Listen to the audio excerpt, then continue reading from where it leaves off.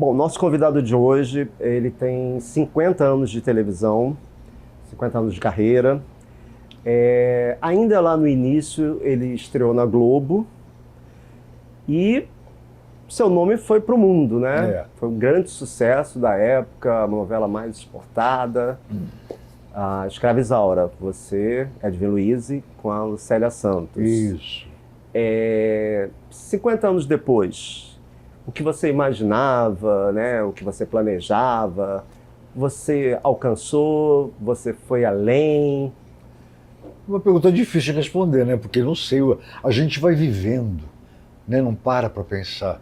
É claro que quando você é muito jovem e faz um trabalho como eu fiz, né? Que foi um grande sucesso, aí faz um segundo, aí está no teatro ao mesmo tempo, o que você quer como qualquer jovem é ser reconhecido.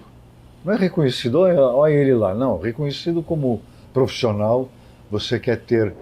eu nunca busquei o sucesso, sabe, de verdade. Eu busquei o reconhecimento, ser aceito pelas pessoas que eu amava, pelas pessoas ao meu redor da profissão. Então eu me tornei isso. Hoje eu sei, sobretudo em teatro, que eu sou uma referência pelos papéis que eu fiz, pelos prêmios que eu recebi. Eu vejo hoje, é muito gostoso, porque não é coisa que a gente fala, mas eu vejo jovens atores chegar perto de mim com uma certa... Como eu lá atrás, né, quando eu via alguém que eu amava, que gostava, que eu respeitava como ator, eu ia meio solícito demais. E quando eu percebi isso, que as pessoas estavam lidando comigo com uma certa deferência, foi muito bacana, foi muito bom para eu me acalmar, sobretudo. Porque o meu anseio de agradar era enorme, o meu anseio de fazer coisas importantes era enorme. E à medida que eu percebi que eu estava já uma referência dentro do ramo, eu me aquietei mais. Hoje eu vivo mais tranquilo, é muito bom. Em que momento, assim, que você começou a sentir isso? Quando eu fiz uma peça chamada Eu Sou Minha Própria Mulher. Está fazendo uns 12, 13 anos. É claro que eu já senti esse movimento, mas quando aconteceu essa peça, eu acho que foi a coisa definitiva que aconteceu, como aquele ator que chega no seu auge, porque a peça só pode ser feita por atores que passaram por muitas coisas. Eu fazia 22 papéis, com vozes e posturas diferentes, então eu precisava ter um equilíbrio de concentração muito grande e precisava também ter uma disciplina muito grande, que só a idade que te dá mesmo, né? E lá no início, nos anos 70, quem eram as suas referências, aqueles que você chegava e tentava absorver um pouco deles? Olha, quando eu comecei, tinha uma turma de teatro que eram aqueles atores que estavam no auge da sua performance e, ao mesmo tempo, aqueles que fundaram o teatro mais moderno no Brasil. Porque antigamente era uma coisa muito à la portuguesa, com sotaque português, inclusive. Aí, de repente, se fundou o Teatro Brasileiro de Comédia, onde saíram vários grandes atores, né, como Paulo Autran, a Fernanda, nem sei se eles trabalharam lá, mas é da mesma época. Depois o Teatro Arena, depois o Oficina. Então eu chegar perto de alguém como um Paulo Autran, que acabou sendo meu amigo, né? Eu me lembro quando eu fiz a Escrava Isaura, eu estava sentado na cadeira, porque lá era na época da Escrava Isaura, era tudo junto, todas as novelas se maquiavam juntos. Você pegou aquela época que a gente era na Globo, na Lopes Quintas. Não na época da Escrava Isaura, mas fiz. Tinham 3 estúdios, 3 novelas sendo gravadas, todo mundo ia para o mesmo camarim para se maquiar. E um dia eu estava sentado entre a Regina Duarte e o Francisco Coco, que eram, na época, para mim, os grandes atores de novela, que faziam os pares românticos. E eu falava, e dá um orgulho, né? Um rapazinho como eu, que saí da Moca, lá em São Paulo, aquele bairro totalmente fabril, onde aquela colônia de italianos, e de repente de lá sai um artista que está sentado na cadeira de maquiagem ao lado de grandes ídolos de todas as pessoas. Que ele era os 2 dos maiores ídolos da época da televisão, né? Depois aí encontrar, é claro, o Clay Diáconis, bater papo com Laura Cardoso, a privada intimidade de tanta Ruth de Souza, O próprio Rubens de Falco, que trabalhava comigo, eu não sei, eu nunca conversei com ele sobre isso, mas como eu fazia o mocinho, ele fazia o vilão, na novela, quando a gente estava gravando, ele agia como um vilão comigo, na vida pessoal. Ele era antipático, era uma pessoa sempre com soberba, aí eu encontrava ele na casa da Guta, era outra pessoa. Então eu falei, ele está fazendo isso, ele está fazendo aquilo, para eu ter um sentimento em relação a ele, que é o personagem. Quando eu entendi, foi muito bom, mas eu nunca conversei com ele sobre esse assunto. Gostaria de ter falado com ele. Mas você sabe, ele fazia isso em outros papéis? Comigo ele fazia. Comigo eu sei que ele fazia. Muito antipático. E eu me lembro que um dia tinha uma atriz que não estava conseguindo chorar, e o Erval chegou para ele e falou, faz aquilo. Eu fiquei, o que será que ele vai fazer, né? Aí começou a cena, antes do gravando, ele falou, atenção, pá, na cara da menina, gravando. Aí começou a cena. Isso. Uma coisa doida da época, né? As pessoas eram doidas. Mas aconteceu isso, eu presenciei. Caramba. Atenção, pá, gravando. Aí a menina começou a chorar, é claro, né? De dor, de ódio. Pode dizer quem era? Eu nem lembro. Era uma atriz. Porque a novela Escravizaura tinha muita gente começando e muita gente que nunca mais ouvi.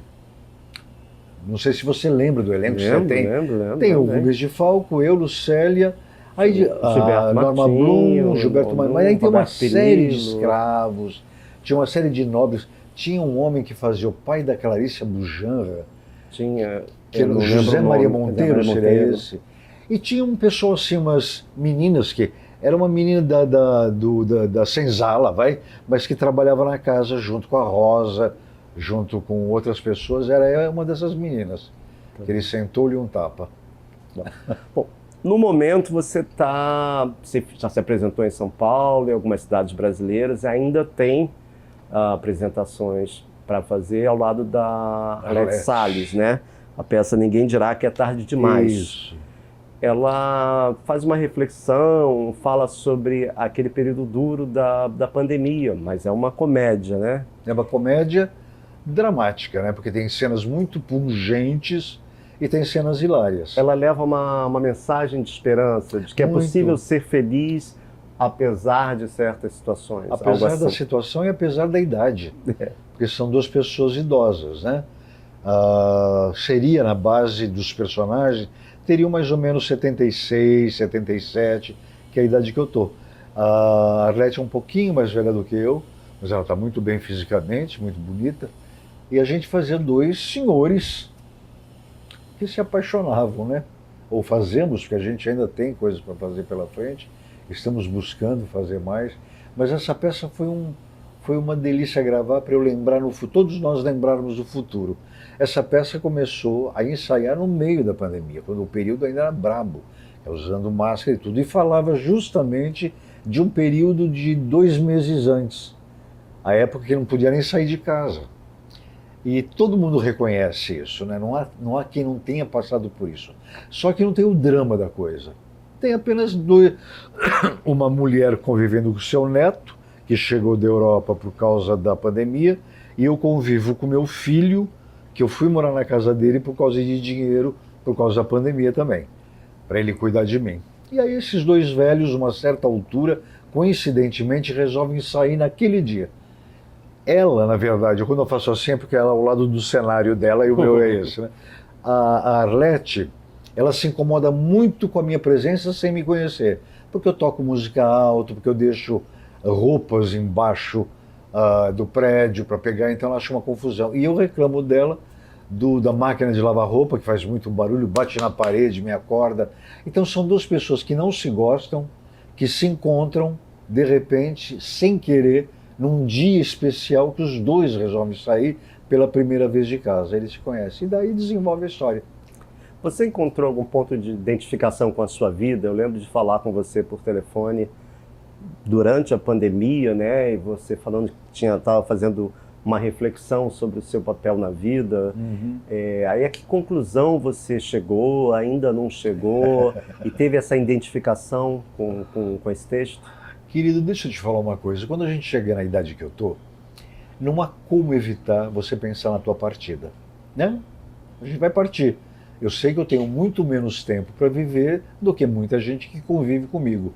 É inevitável. Eu, como sou muito organizado, eu não tenho problema de ir embora. Eu tenho o problema de deixar tudo certinho para ninguém ter problema. Então eu bolei até como se deixei dinheiro especial para o meu enterro. Sério? Porque, claro, porque eu vou dar.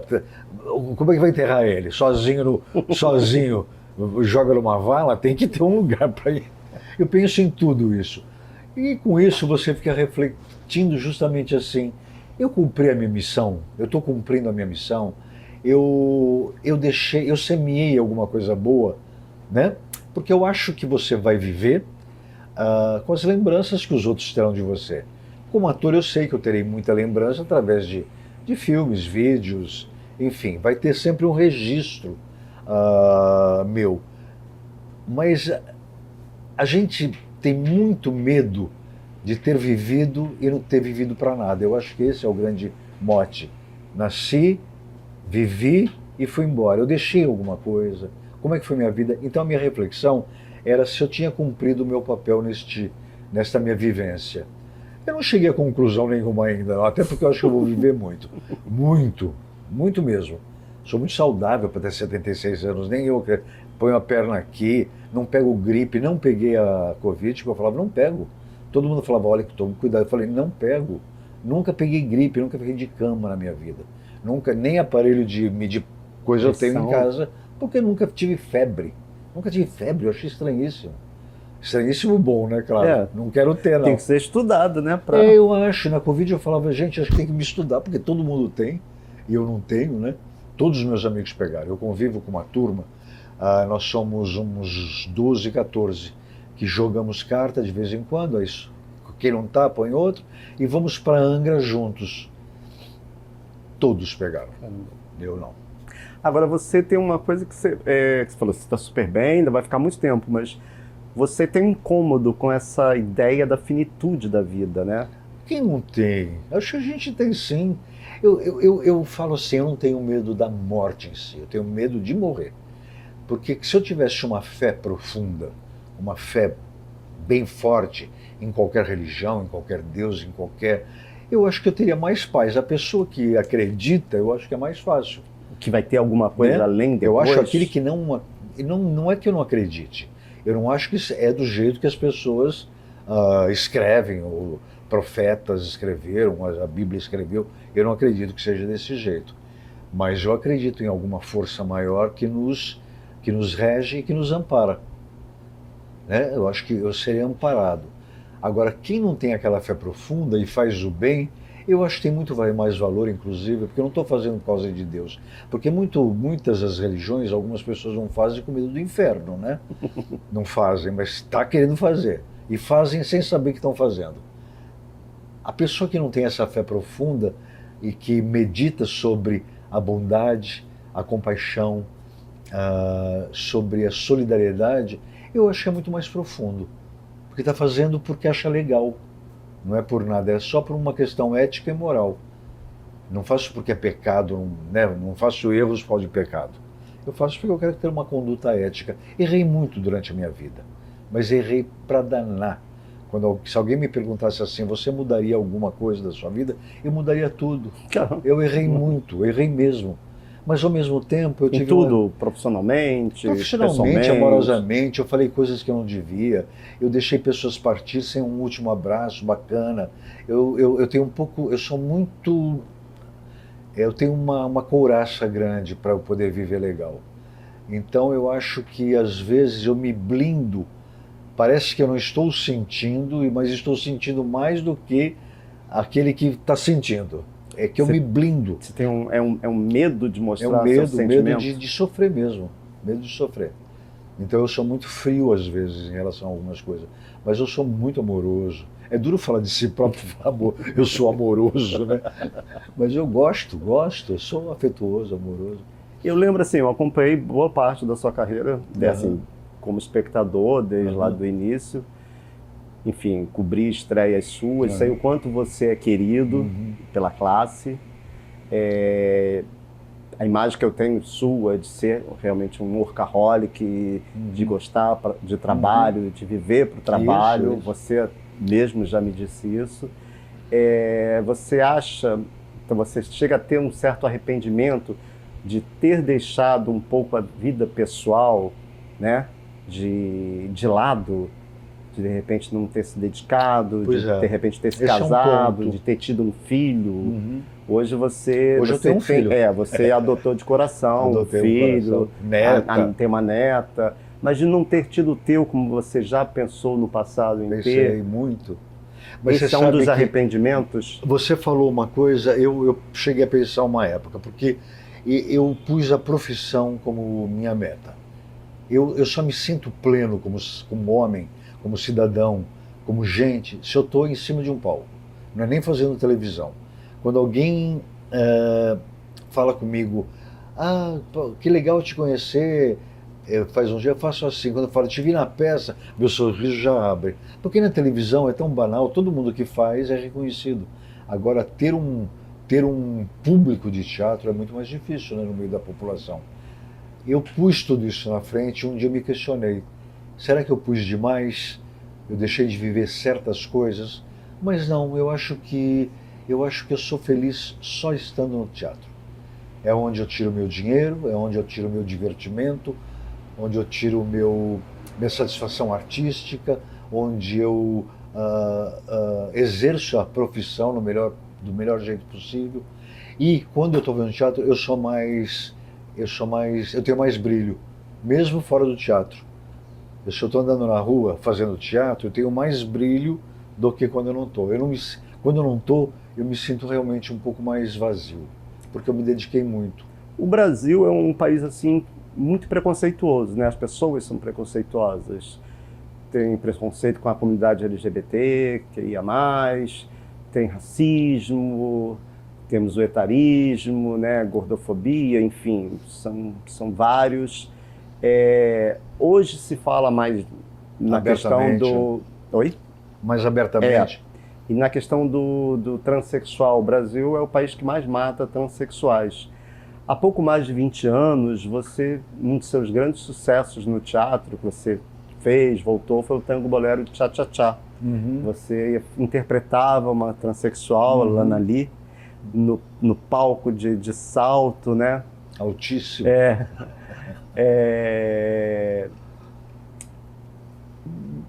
Lidando com isso no palco naquela época e vendo hoje ainda esse preconceito, como é que você enxerga, né?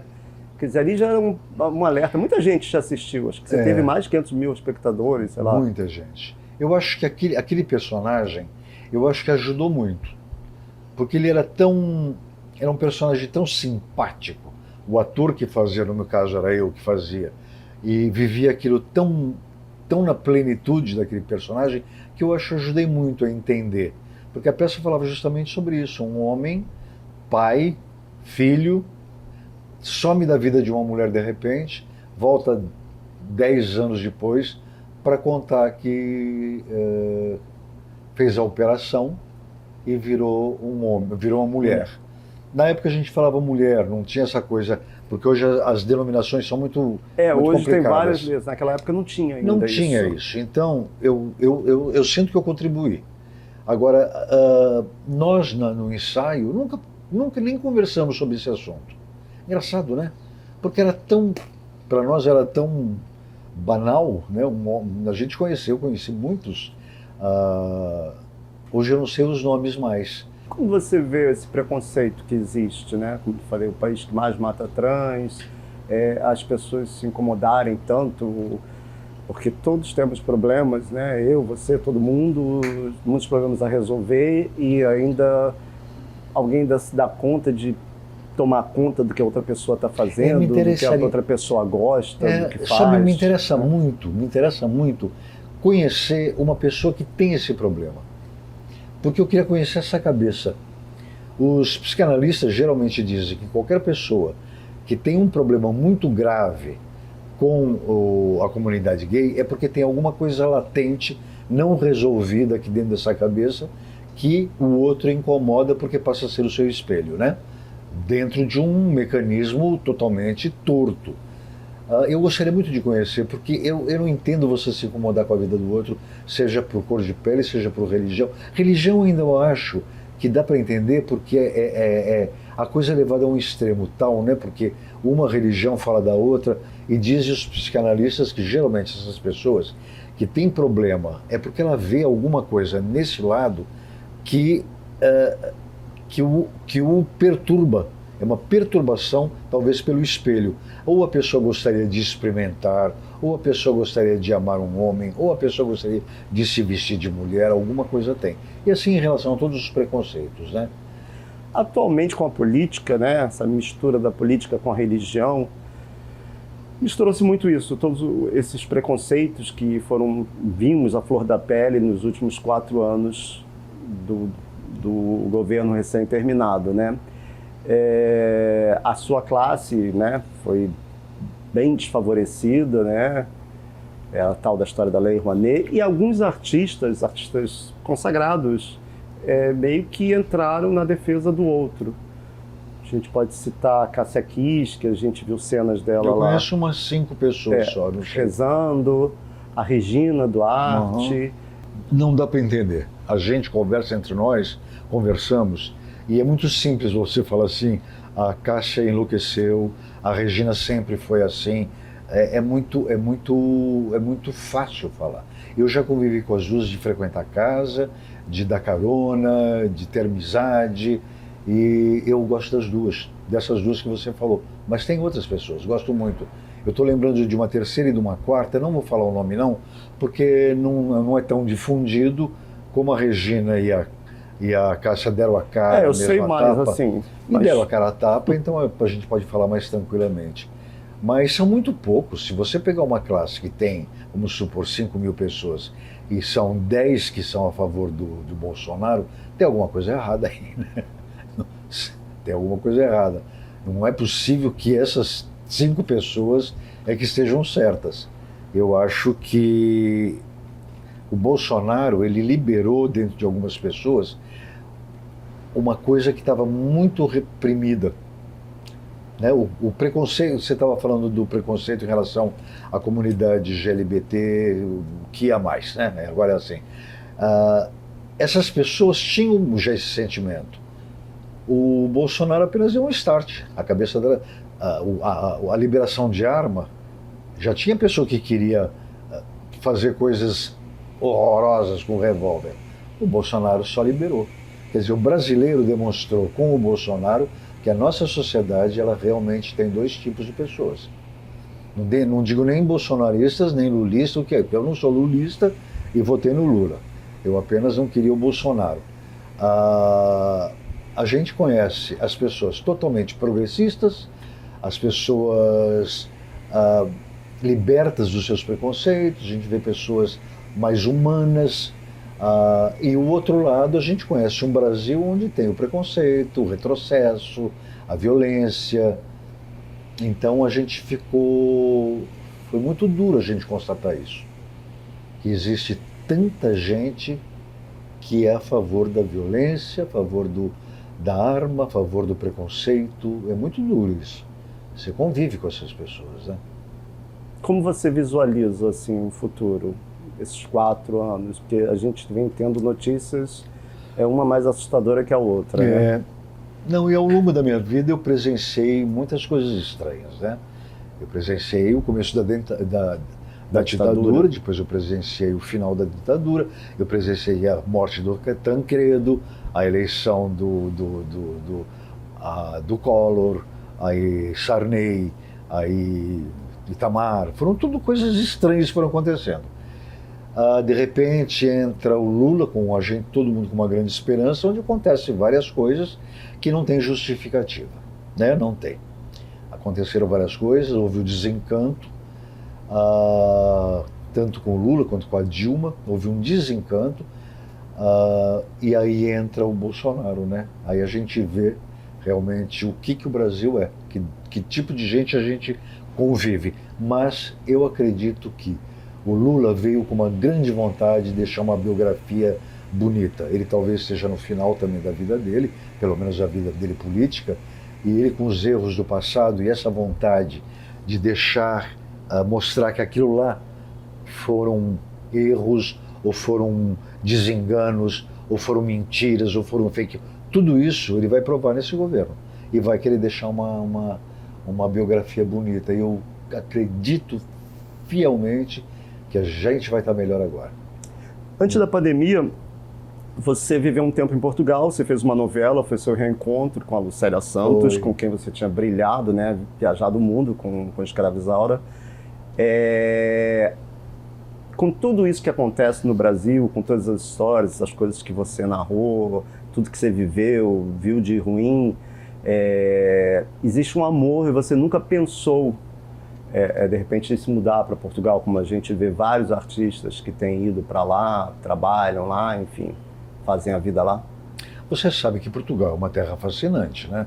Fascinante sobretudo porque são os nossos pais, né? São os nossos pais, não tem como. É um país que, pelo menos artista, não sei como é que é com os outros, recebe de braços abertos, eles nos amam de paixão, o jeito da gente falar. Você ouve música brasileira o tempo todo, dentro de um bar, dentro das casas, no rádio dos carros, eles ouvem as músicas deles, mas o grosso é música brasileira. Eles amam. E eles têm um respeito muito grande pelos artistas, porque eles cresceram vendo as nossas novelas.